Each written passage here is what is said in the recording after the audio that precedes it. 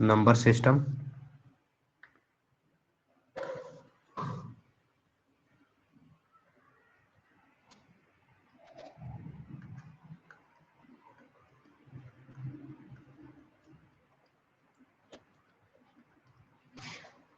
Number system पढ़ेंगे। किसी का कोई चैप्टर में दिक्कत हो वो भी बता दो, पहले वही शुरू कर देंगे।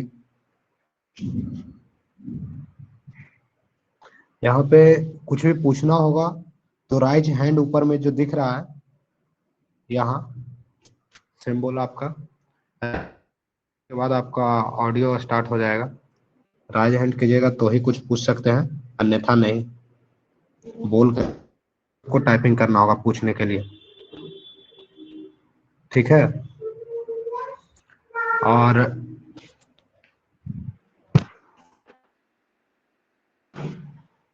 नंबर सिस्टम, नंबर सिस्टम इसे कहते हैं, किसको किसको पता है? संख्या,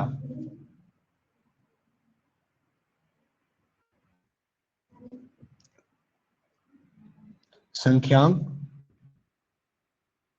क्या है? न्यूमरल।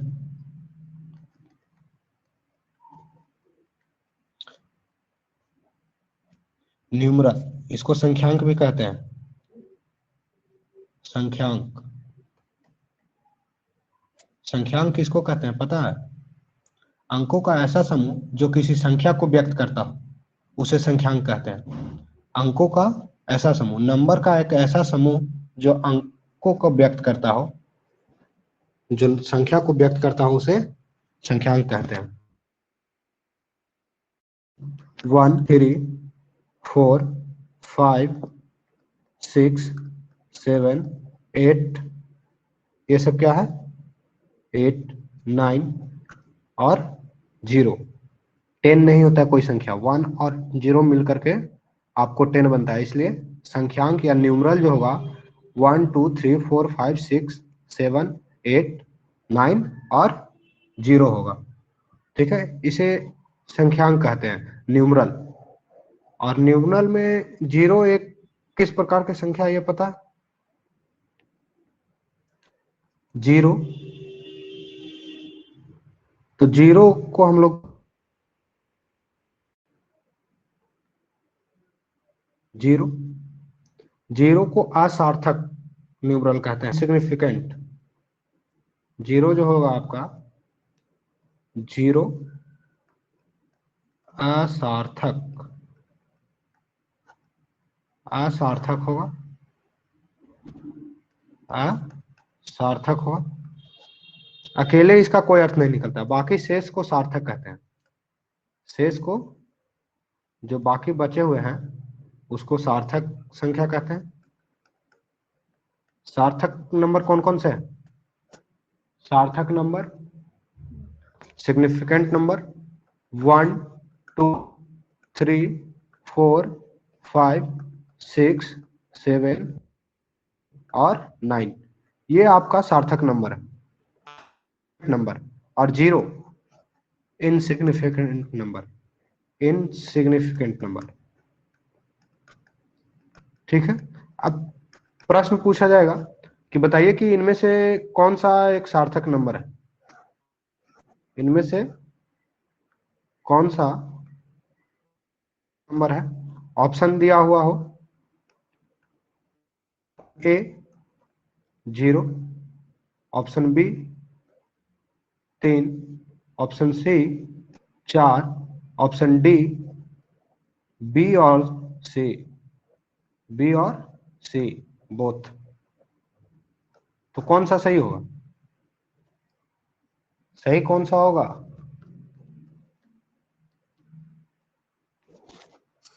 डी ऑप्शन, चलिए ठीक है डी, क्योंकि सार्थक नंबर आपको 0 नहीं होता है, 0 को असार्थक नंबर कहते हैं। अब प्रश्न रह जाए कि इनमें से कौन सा एक सार्थक नंबर है, तो सार्थक नंबर का कौन सा ऑप्शन सही होगा? ऑप्शन ए है 0, option B 3, option C 4, option D B और सी बोथ। तो कौन सा सही होगा?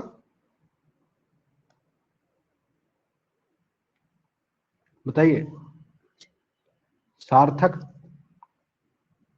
असार्थक नंबर, असार्थक नंबर आपका 0 होगा। ठीक है, असार्थक नंबर 0 है। अब नंबर सिस्टम में हम लोग नंबर को तो देख लिया, अंक को, डिजिट को। अब देखते हैं, सबसे पहला आता है आपका natural number. Natural number, natural number, natural number मतलब प्राकृत संख्या। प्राकृत संख्या, तो प्राकृत संख्या कौन सा होगा? तो जिन संख्याओं का इस्तेमाल गिनती में करते हैं, या गिनती की संख्या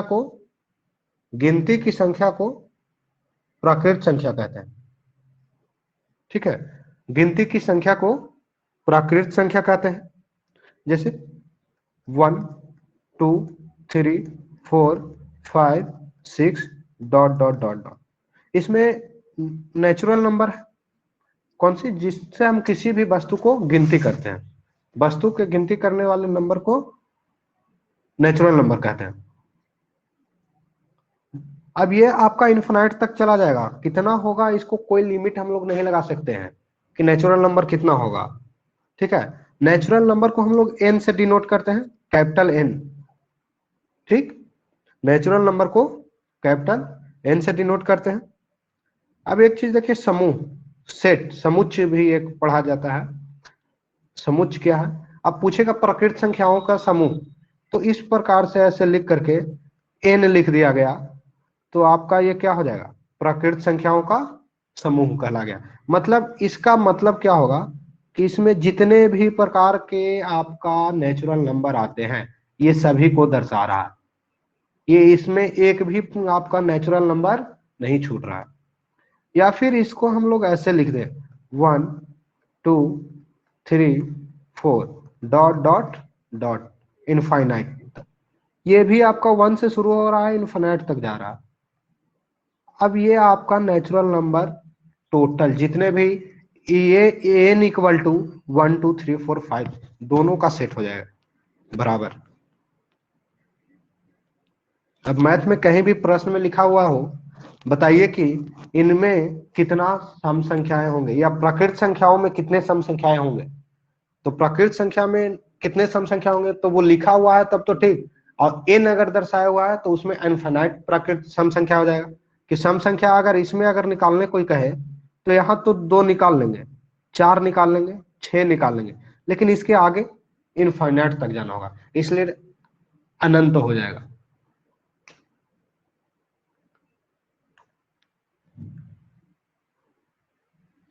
चलिए आगे है फिर पूर्ण संख्या, जिसको कहते हैं होल नंबर।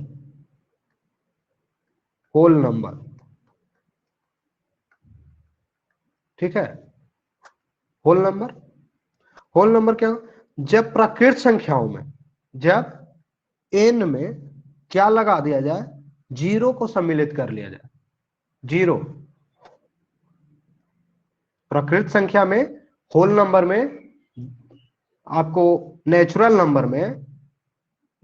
नंबर में 0 को सम्मिलित कर लिया जाए।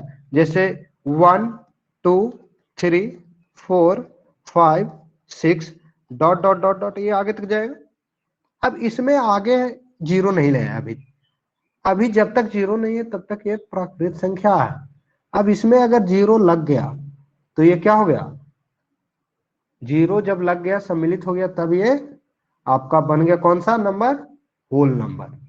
इसलिए होल नंबर 0 कॉमा एन का सेट होता है।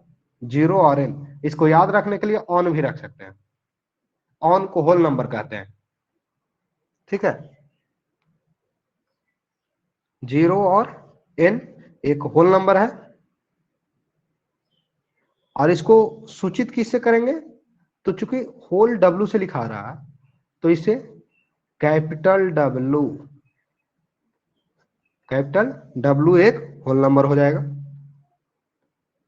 इसको पूर्ण संख्या कहते हैं हिंदी में। हिंदी में क्या कहेंगे? पूर्ण संख्या। होल नंबर, हाँ, होल नंबर जो है आपको 0 से शुरू होकर के 1 2 3 4 5 6 डॉट डॉट डॉट आगे चले जाइए, आपको मिलेगा वो होल नंबर ही। अब आ जाते हैं ऋण संख्या, प्राइम नंबर। प्राइम नंबर,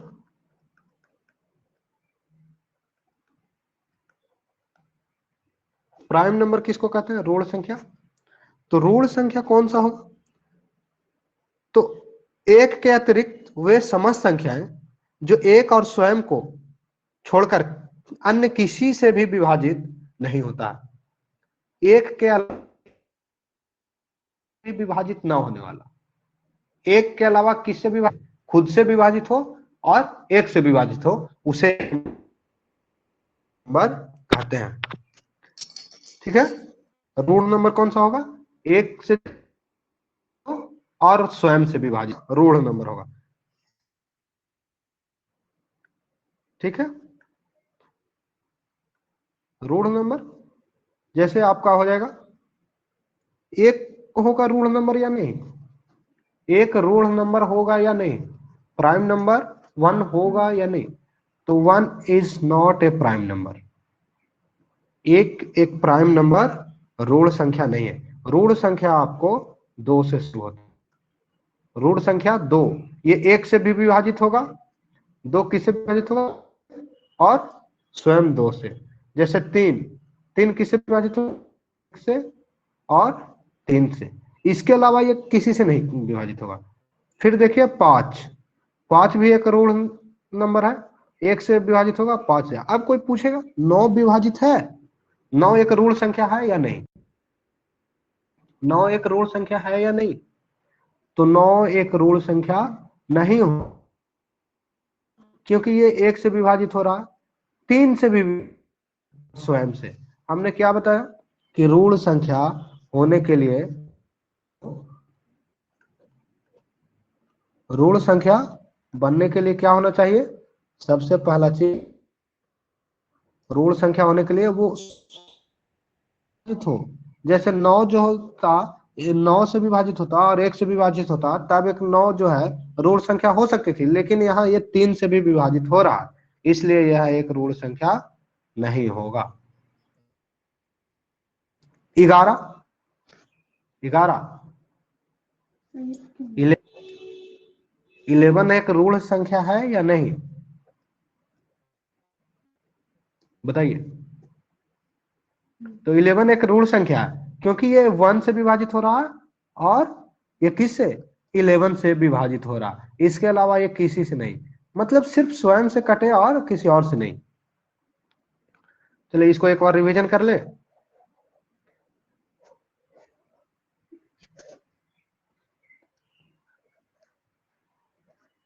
अब देखिए, एक प्रश्न है,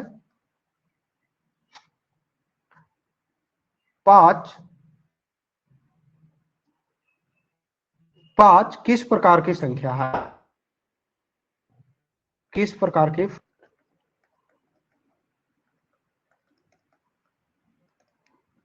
ऑप्शन ए संख्यांक, न्यूमरल। ऑप्शन बी पूर्ण संख्या। ऑप्शन सी प्राकृत संख्या।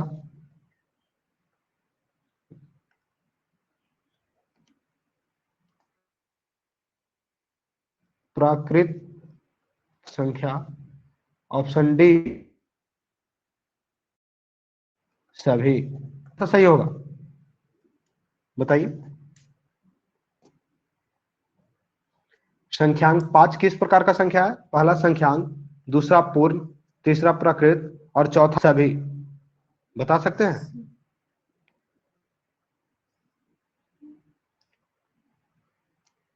तो ये सभी सही होगा, क्योंकि 5 जो है संख्यांक तो है ही,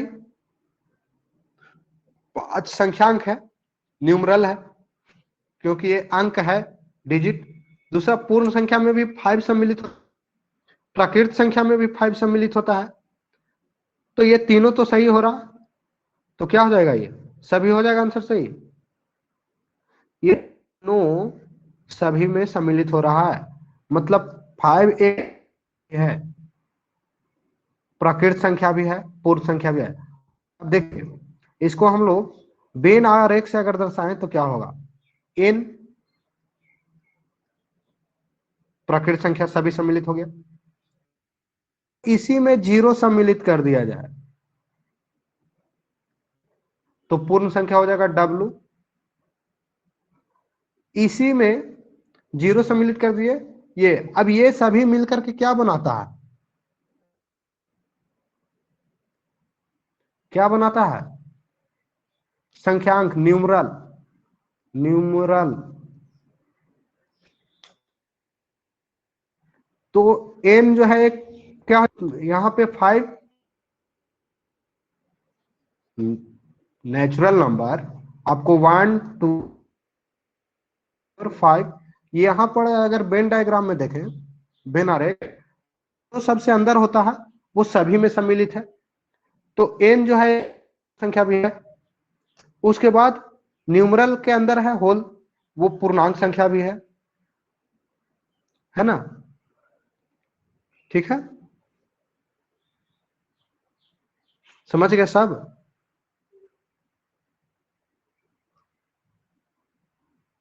अब अगला प्रश्न बताइएगा, 11 किस प्रकार का संख्या है,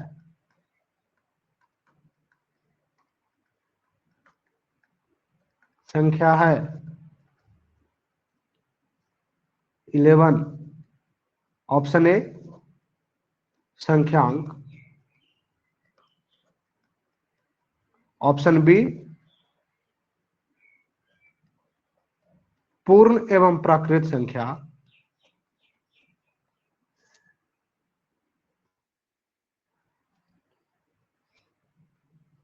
ऑप्शन सी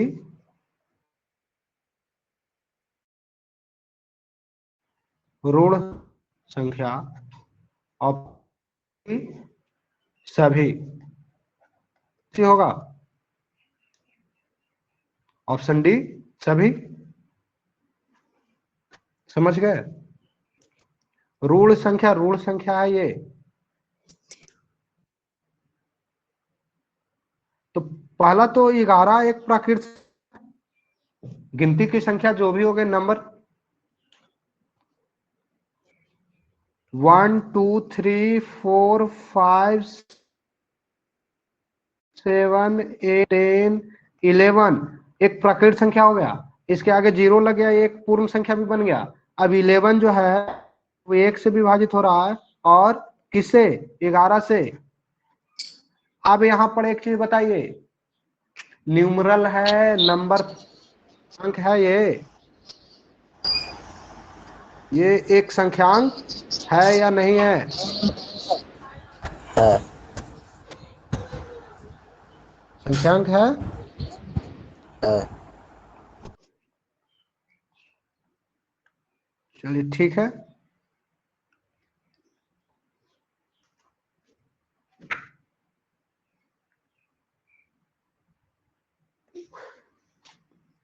चलिए एक और बताइएगा, आप नंबर 13 ऋण संख्या है, ऑप्शन ए ऋण संख्या, ऑप्शन बी सम संख्या, ऑप्शन सी ए बी दोनों, ए और बी दोनों, ऑप्शन डी नन, कोई नहीं। चलिए बताइएगा,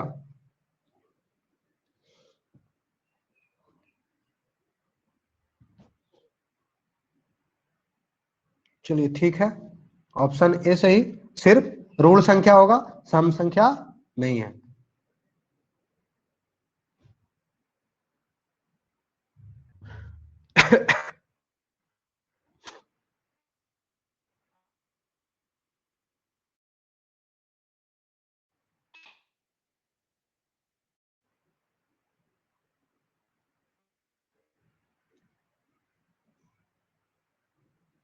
संख्या,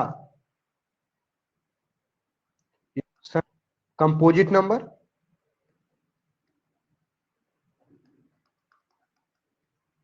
कंपोजिट नंबर, कंपोजिट नंबर क्या है? तो एक के अतिरिक्त वे समस्त संख्याएं जो रूढ़ नहीं है यौगिक संख्याएं कहलाती हैं। एक के अलावा जो संख्या रूढ़ नहीं है वो सभी संख्याएं क्या कहलाएगा? कंपोजिट संख्या कहलाएगा। जैसे 2, 4, 6, 2, 4, 6, 9, 12, 24, 8, 8, 28, जो भी है एक के अलावा और जो ऋण संख्या नहीं है, एक के अलावा जो ऋण संख्या ना हो वो सभी एक कंपो है। ठीक है,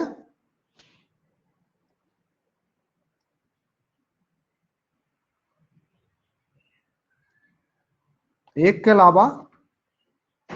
अब जैसे अगर प्रश्न पूछा जाए इनमें से कौन सा एक कंपोजिट नंबर है, यौगिक संख्या, ऑप्शन ए हो, ऑप्शन ए आपका हो 10, ऑप्शन ए आपका हो 10, ऑप्शन ए 10 हो, option B 5, option C 6, option D 9, कौन कौन सा कंपोजिट नंबर होगा?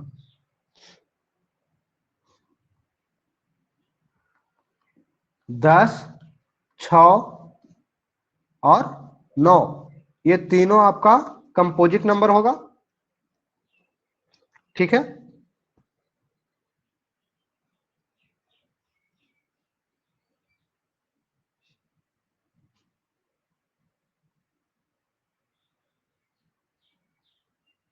चलिए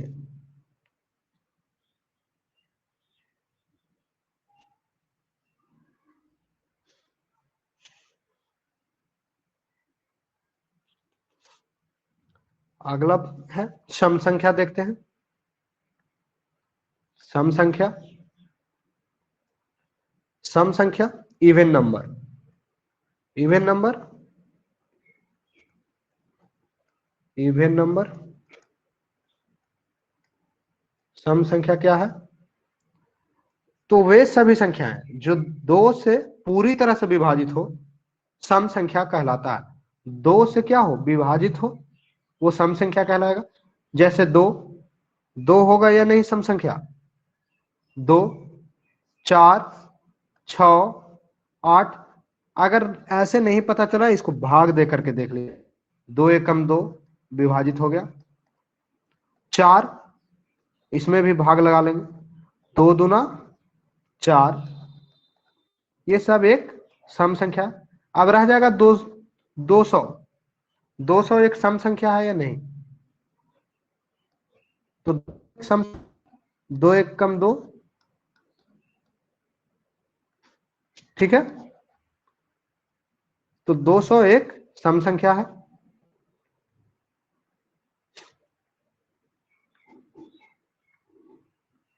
अब सबसे छोटी सम संख्या पूछा जाए तो कौन सी होगी? सबसे छोटी सम संख्या, सबसे छोटी सम संख्या 2 होगा। सबसे छोटी सम संख्या 2। अब पूछा जाए सबसे बड़ी सम संख्या, तो सबसे बड़ी सम संख्या कौन सा? अज्ञात है। सबसे बड़ी सम संख्या को ज्ञात नहीं कर सकते हैं, अज्ञात है। कितना भी बड़ा संख्या लिख सकते हैं।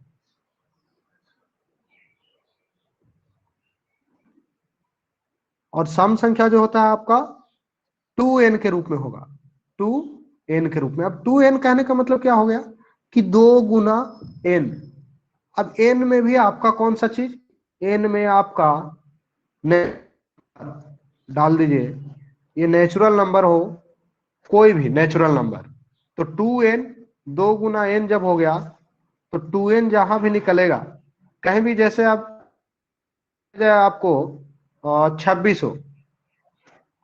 है 26, इसमें 2 गुना 13 कर सकते हैं। तो 2 और n एक नेचुरल नंबर है, n एक नेचुरल नंबर है, तो n एक नेचुरल नंबर है, तो इसमें क्या हो गया, ये एक सम संख्या हो गया, क्योंकि 2n के रूप में इसको लिख रहा है। ठीक है, कहीं भी जैसे आप गुणनखंड तोड़े,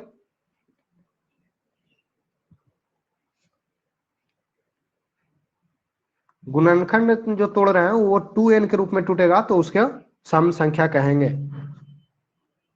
और n यहाँ पे हम लोग नेचुरल नंबर या फिर एक पूर्ण संख्या लिख सकते हैं।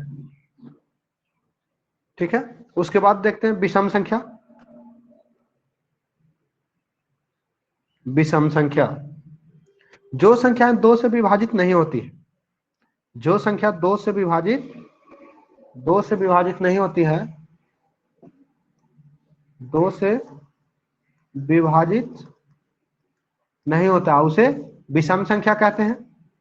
जैसे 13 2 से विभाजित नहीं होगा, पूरी 2 से विभाजित नहीं होगा। इसी प्रकार से और भी संख्या हो जाएगा। तो सबसे छोटी विषम संख्या, अब सम संख्या में तो आपको 2 से शुरू हुआ था सबसे छोटी, तो विषम संख्या कितना होगा, तो विषम संख्या आपको सबसे छोटी विषम संख्या वो 3 होगा। सबसे छोटी विषम संख्या 3, और सबसे बड़ी विषम संख्या जो है अज्ञात है। सबसे बड़ी विषम संख्या अज्ञात, इसे ज्ञात नहीं कर सकते। उसके बाद देखते हैं पूर्णांक। तो पूर्णांक क्या होगा, तो इंटीगर संख्याओं का ऐसा समूह जिसमें पूर्ण संख्याओं के साथ साथ ऋणात्मक संख्याएं को भी सम्मिलित किया जाए। पूर्ण संख्याओं के साथ साथ ऋणात्मक संख्या को भी सम्मिलित किया जाए, उसे क्या कहेंगे, उसे पूर्णांक कहेंगे। पूर्णांक, पूर्णांक पूर्ण संख्या के साथ साथ ऋणात्मक संख्या को भी, होल नंबर के साथ साथ ऋणात्मक संख्या को भी। जैसे ये नंबर लाइन है, संख्या रेखा।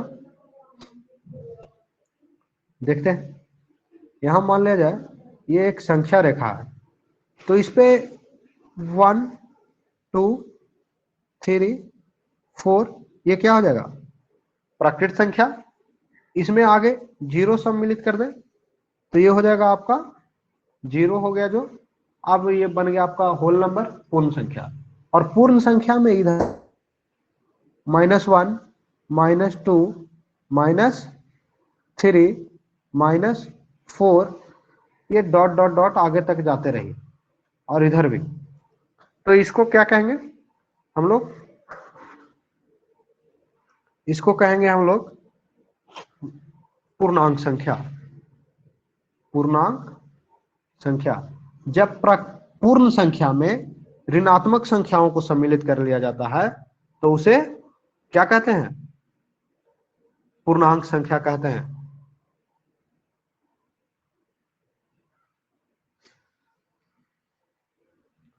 ठीक है, अब क्रमागत संख्या कहीं भी लिखा हुआ रहेगा, उसका मतलब क्या होगा,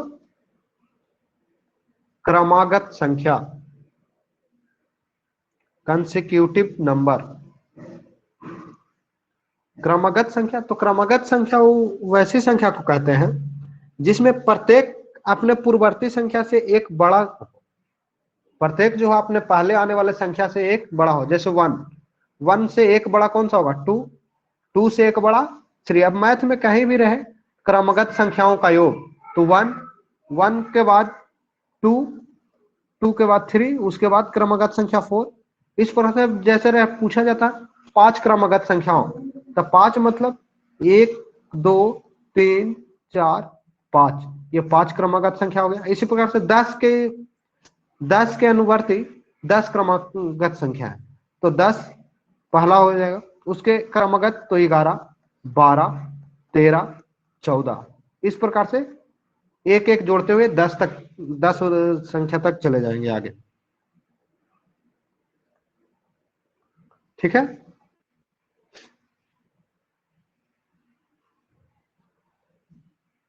उसके बाद पूर्णांक संख्या के बाद परिमेय संख्या,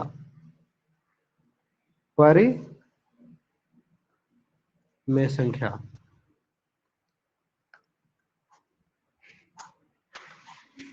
परिमेय संख्या भिन्न के रूप में लिखी गई संख्याएं परिमेय संख्या कहलाती है, और वे संख्याएं जिन्हें a बाई बी के रूप में लिखा जा सके परिमेय संख्या है। वह संख्या जिसे a बाई बी, a वटा b के रूप में लिखा जाए वो परिमेय संख्या। जैसे दो एक परिमेय संख्या है या नहीं? तो 2 भी एक परिमेय संख्या है, क्योंकि इसके नीचे 1 लगा सकते हैं और 1 लगा करके इसको भिन्न के रूप में लिख सकते हैं। 3 या 3y5, 7y6, 8y9, ये सब एक परिमेय संख्या है, क्योंकि इसको भिन्न के रूप में लिख सकते हैं। अब √3 परिमेय संख्या है? नहीं, √3 एक परिमेय संख्या नहीं है। √3 एक अपरिमेय संख्या है। परिमेय संख्या उसको कहते हैं जो भिन्न के रूप में लिखा जाए।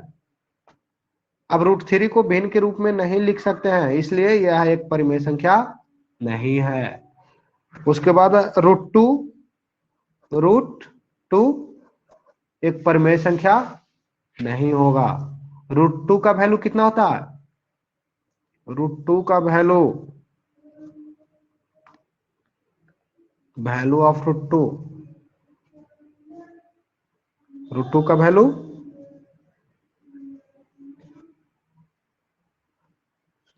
बताइए। 1.414 √2 का वैल्यू होता है। ठीक है, √3 का वैल्यू 1.732, √3 का वैल्यू 1.732 और √2 का वैल्यू 1.414। अब √3 एक अपरिमेय संख्या। यहां पर √3 जो है पूर्ण a बाई बी के रूप में नहीं लिखा जा सकता है, इसलिए इसको अपरिमेय संख्या कहते हैं। अब चलते हैं रियल नंबर की ओर। रियल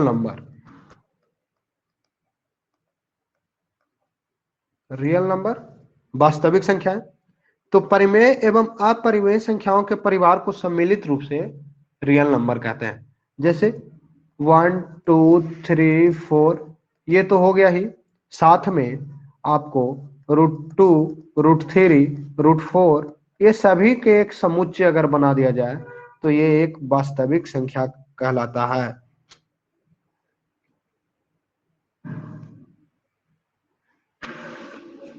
ठीक है, समझ गए? ये सभी सम्मिलित हो, परिमेय संख्या अपरिमेय संख्या दोनों का समूह बना हुआ हो। अपरिमेय,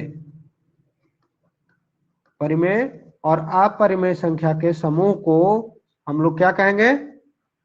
परिमेय और अपरिमेय संख्या के समूह को कहा जाता है रियल नंबर, वास्तविक संख्या।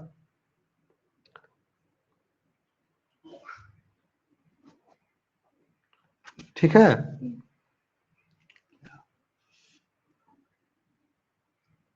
ये आपका वास्तविक संख्या है 1, 2, 3, 4, 5 और उसी में 2, √3, √4 ये वास्तविक संख्या। क्या बताया अभी कि परिमेय संख्या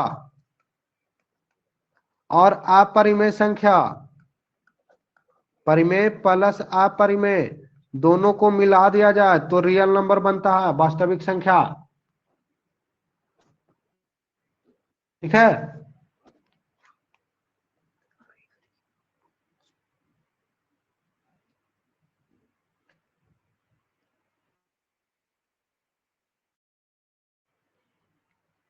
ऋण संख्या हो गया।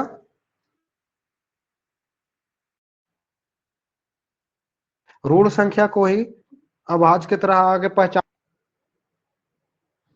पहले प्रश्न देख लिया जाए।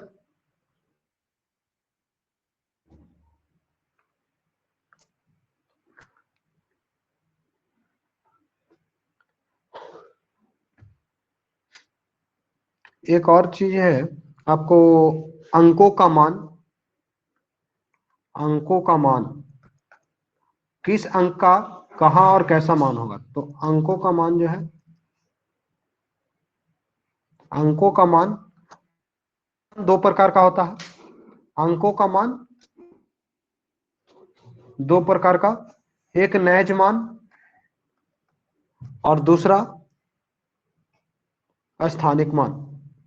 दूसरा स्थानिक मान। अंकों का वैल्यू जो है दो प्रकार का होता है, एक नैज मान, एक स्थानिक मान। नैज मान, इसको इंग्लिश में इंट्रिंसिक वैल्यू कहते हैं, इंट्रिंसिक वैल्यू। और स्थानिक मान मतलब लोकल वैल्यू, लोकल वैल्यू या फिर प्लेस वैल्यू। अब इंट्रिंसिक वैल्यू और लोकल वैल्यू दोनों क्या होगा, नैज मान या स्थानिक मान। तो नैज मान जो संख्या होगी, जैसे आपको कोई संख्या दे दिया जाए 543, अब इसमें पूछा जाए 3 का नैज मान क्या होगा, इंट्रिंसिक वैल्यू। तो 3 का नैज मान जो होगा आपका वो 3 ही होगा। अगर पूछ दे 5 का नैज मान क्या है, 5 का नैज मान क्या होगा, तो 5 का नैज मान कितना होगा, 5। जो संख्या रहेगा वही उसका इंट्रिंसिक वैल्यू हो जाएगा। जैसे 4 का नैज मान 4। अब ये संख्या आपको दे दे एक,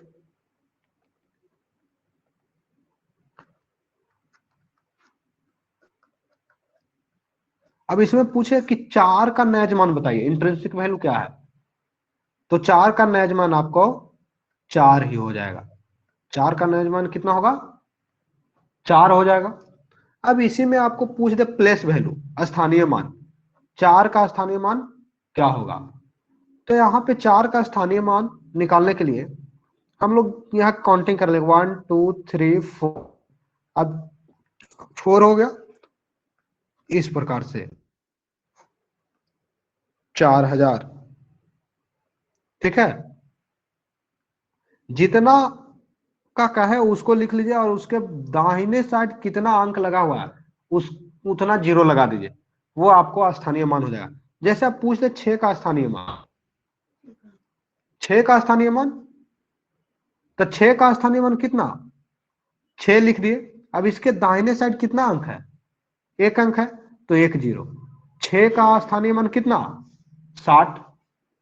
अब एक का यहां स्थानीय मान पूछ दे, एक का 1 का स्थानीय मान, तो 1, और इसके दाहिने साइड जितने अंक है उतने जीरो। तो 1 2 3 4 5 6, 6 अंक है, 6 जीरो लगा देंगे। ये आपका हो गया स्थानीय मान। नैज मान समझ गए, स्थानीय मान समझ गए।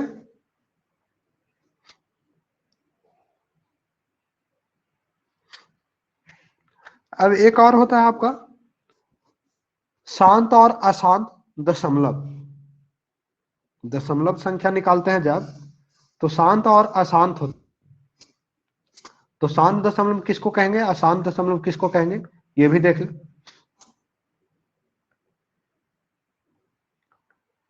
तो शांत या आवर्ती भी होता है। तो शांत दशमलव जो कहीं जाकर के रुक जाए, कट जाए। शांत मतलब अस्थायी हो जाए, रुक जाए। शांत कहने का ही मतलब है वो कहीं ना कहीं रुकता हो, शांत हो जाता है। जैसे 5/2, इसका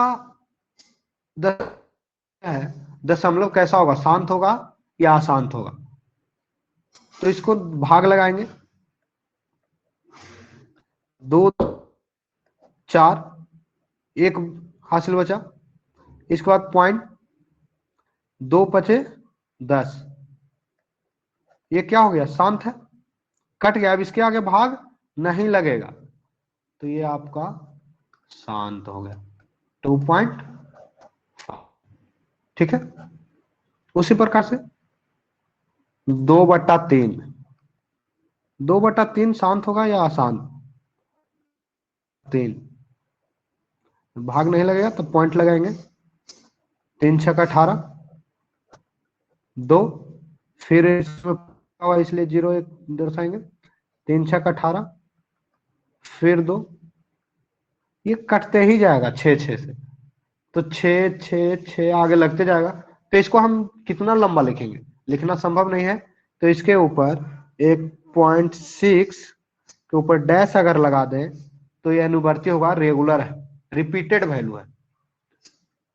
ठीक है। इसी प्रकार से और भी संख्या अगर मान लिया जाए कोई भाग लगाए और 6 5 6 5 6 5 6 5 6 5 6 कटते जाए किसी संख्या से, तो यहाँ पर जो है हम लोग 6 5 के ऊपर बार का चिन्ह इसको बोलते हैं, लगा देंगे। अब इसका मतलब हो गया 6 5 आगे रिपीट करते हुए जा रहा है। क्लियर हो गया।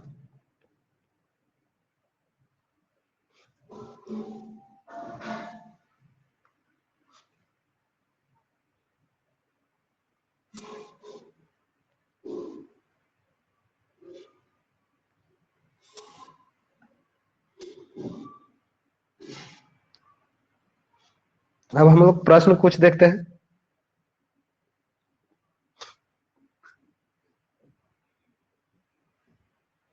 जैसे एक प्रश्न है, निम्नलिखित में से कौन सा भिन्न सबसे बड़ा है? 3/4, 4/5, 5/6। 3/4, 4/5, 5/6, कौन सा भिन्न सबसे बड़ा होगा? हल करके बताइए जल्दी से।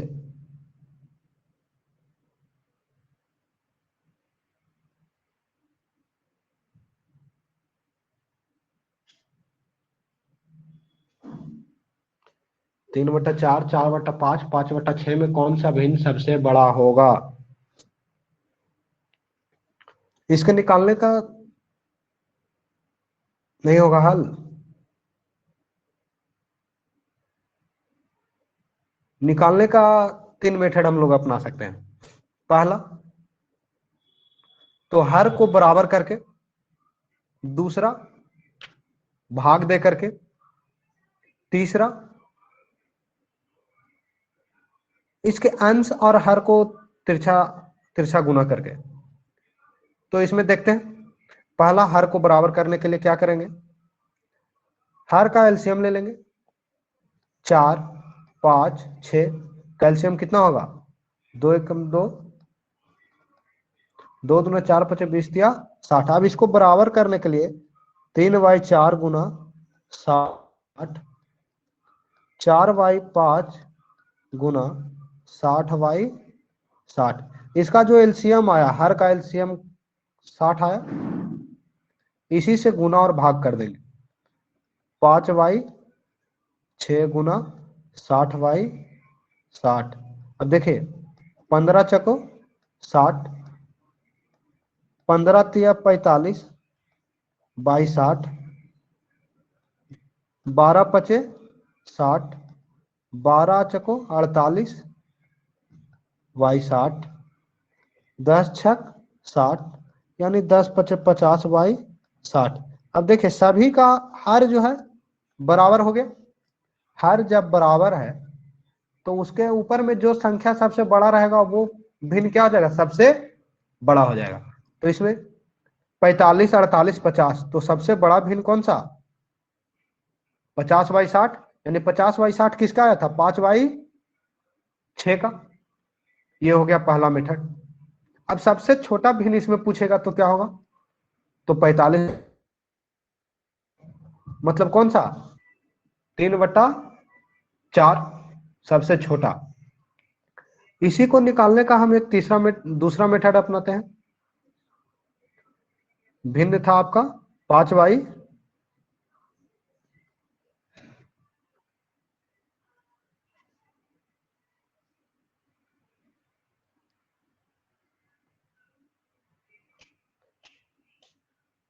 5/6, 4/5 और 3/4। इसको हम लोग आड़े तिरछा गुना कर लेते हैं। तो 6 गुना और 5 गुना 5। अब यहां पर हम लोग अंश वाला को वैल्यू देंगे ज्यादा। जैसे 5 गुना 5 25, और इसका अंश में है 4, तो 6 गुना 4 यानी 24। अब 24 और 25 में कौन बड़ा है? 25। तो 5 किसका अंश में था? अंश में इसका 5 था, तो 25 आया, मतलब और इसका 24, ये 25 हो गया और ये 24 हो गया, तो बड़ा हो जाएगा इसका 5/6। उसके बाद फिर इसको ये बड़ा निकल गया, तो इससे हम लोग देखेंगे 5/6 और 3/4, इसको यहां से और इसको यहां से गुना कर लेंगे, यानी 20 और 18। अब इन दोनों में कौन बड़ा हो गया? ये 20, 5 छको 20 और 6 तिया 18। ठीक है, क्लियर? तो सबसे बड़ा भिन्न 5/6 निकल गया इस तरह से भी। उसके बाद देखिए सबसे छोटा भिन्न अगर पूछे तो क्या करेंगे? इसमें फिर देखेंगे कि जैसे इन दोनों में तुलना किए, तो 5 गुना 5 और 6 गुना 4, तो 25 और 24 में छोटा कौन? 24। 25 और 24 में छोटा कौन हो गया? 24। तो 4/5 जो हो जाएगा आपका छोटा हो जाएगा। अब 4/5 छोटा हो गया, तो फिर निकालेंगे 4/5 का कौन सा भिन्न से? अगला भिन्न आपका जो बचा 3/4, तो 4/5 और 3/4 इसका गुना कर देंगे,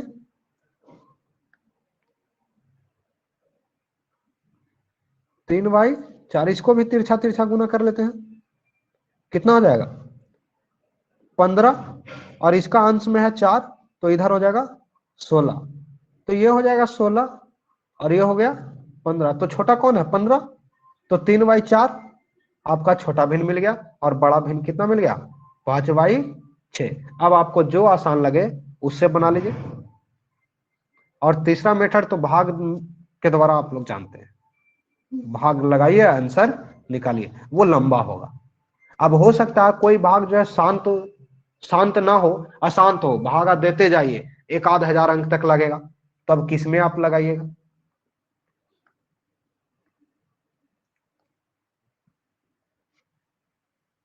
चलिए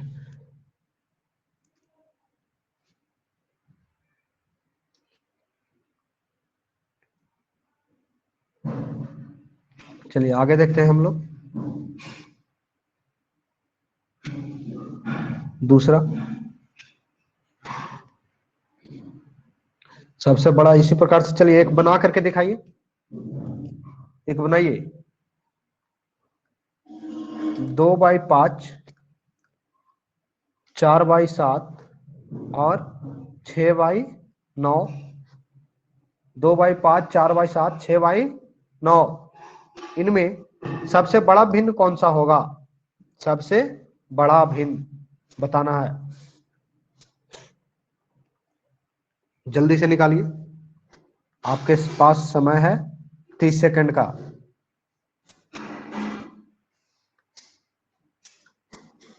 तीस सेकंड का समय है।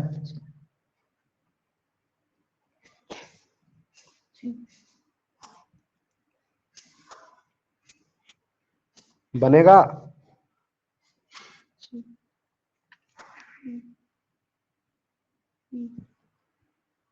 सबसे बड़ा भिन्न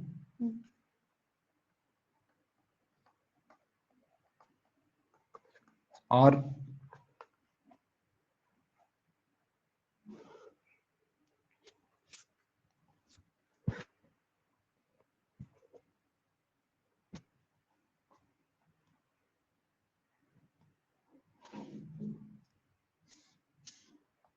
चलिए देखिए बनाते हैं कितना आता है। तो इसको हम लोग तिरछा तिरछा गुना करेंगे, 9 से 4 से, चैट चैट ऑन और 7 से,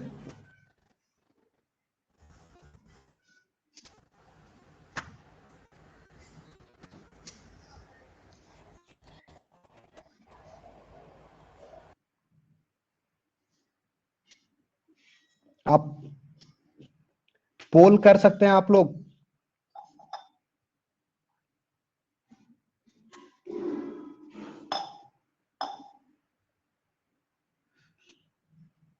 पोल कर सकते हैं।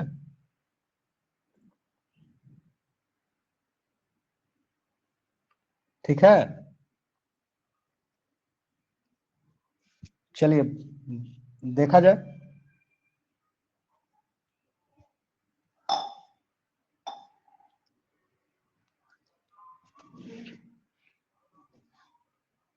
चलिए देखिए बनाते हैं फिर।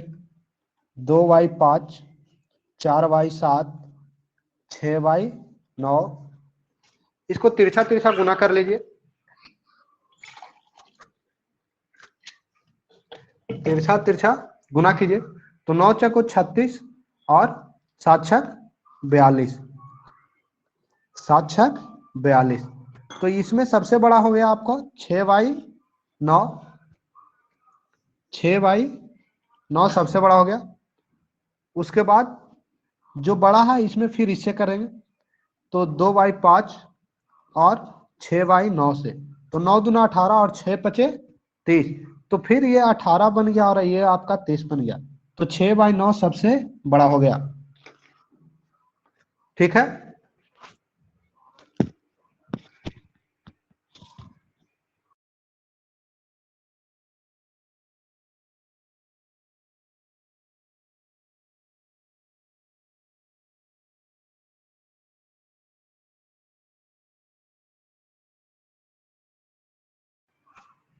चलिए इसी का आप बताइएगा सबसे छोटा भिन्न कौन सा होगा, सबसे छोटा भिन्न कौन सा होगा। चलिए ऑप्शन ए है आपका, option A 2/5, option B 4/7, option C 6/9, option D none. आपका 30 सेकंड का समय है। चलिए बताइए जल्दी से बना करके।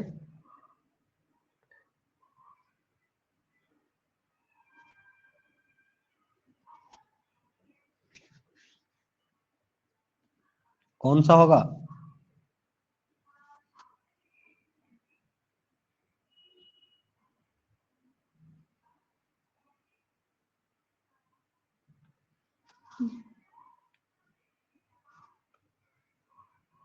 Option A. चलिए ठीक है,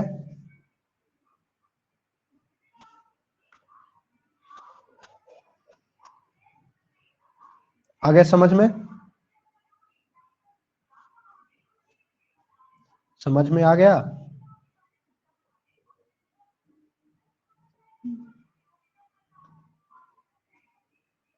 आगे बढ़ा जाए।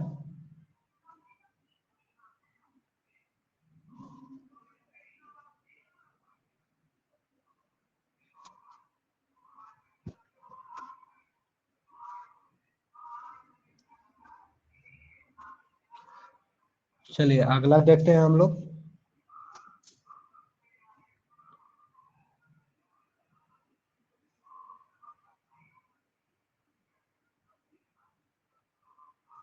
ये जो हम लोग गुना कर रहे थे अभी तिरछा तिरछा, इसे हम लोग ब्रज गुणन विधि कहते हैं।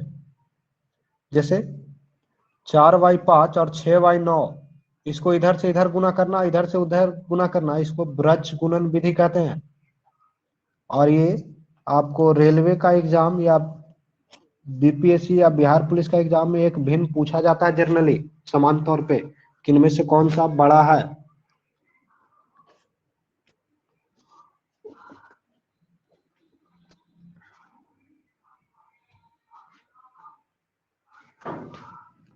अब देखिए हम लोग आगे चले।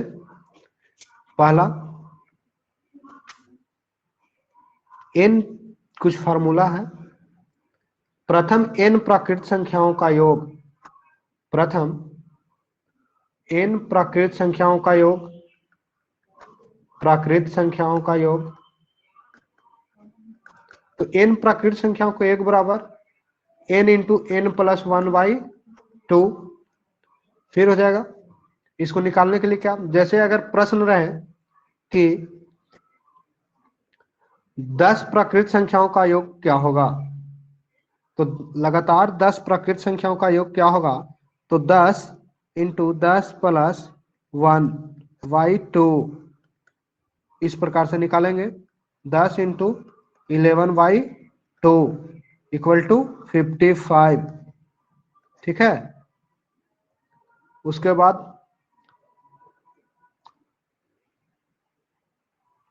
दूसरा है फॉर्मूला, प्रथम n सम संख्याओं का योग, प्रथम n सम संख्याओं का योग। तो n सम संख्याओं का योग क्या होगा? तो n into n plus one, n into n plus one होगा। अब इसमें प्रश्न कैसे पूछा जाएगा?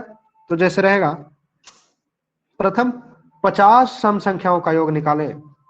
प्रथम n सम संख्याओं का योग बराबर n into n plus one. तो प्रश्न पूछा जाए प्रथम 50 सम संख्याओं का योग क्या होगा? तो यहाँ n बराबर हो जाएगा क्या? 50। तो 50 इंटू 50 प्लस वन कितना हो जाएगा? गुना कर लेंगे इसको। ठीक है, गुना करेंगे तो कितना होगा? 50 गुना 51। चलिए बताइए गुना कितना होगा? 25 50 आएगा? 25 50।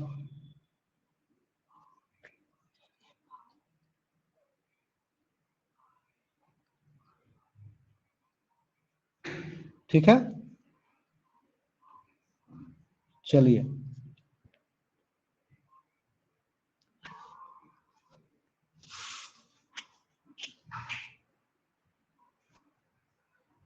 अगला है और फार्मूला, प्रथम n प्राकृत संख्याओं के वर्गों का योग। प्रथम n प्राकृत संख्याओं का वर्गों का योग। तो प्रथम n प्राकृत संख्याओं के वर्गों का योग होगा n into n plus one into 2n plus one by 6। n into n plus one into 2n plus one by 6। इसी में जैसे आपको रहे प्रश्न पूछा जा सकता है कि 1 square, 2 square, 3 square, 4 square dot dot dot, आपको रहे 11 का स्क्वायर, तो क्या होगा? यहाँ अंतिम संख्या कौन सी है? 11, 11 है, तो 11 n हो जाएगा। नंबर ऑफ कितने हैं संख्याओं का? 11। तो 11 into 11 plus one into 2 Guna 11 plus one by 6 कितना हो जाएगा? 11 गुना 12 प्लस गुना 23 बटा 6, यानी 6 दूना 12। 11 गुना 12 गुना 23 बटा 6, 6 दूना 12, 11 दूना 22 गुना 23 कितना हो जाएगा? 56। ठीक है, चलिए आज यहीं तक, फिर अगले क्लास में कल ये सारे चीज याद रखिए और आगे देखा जाएगा।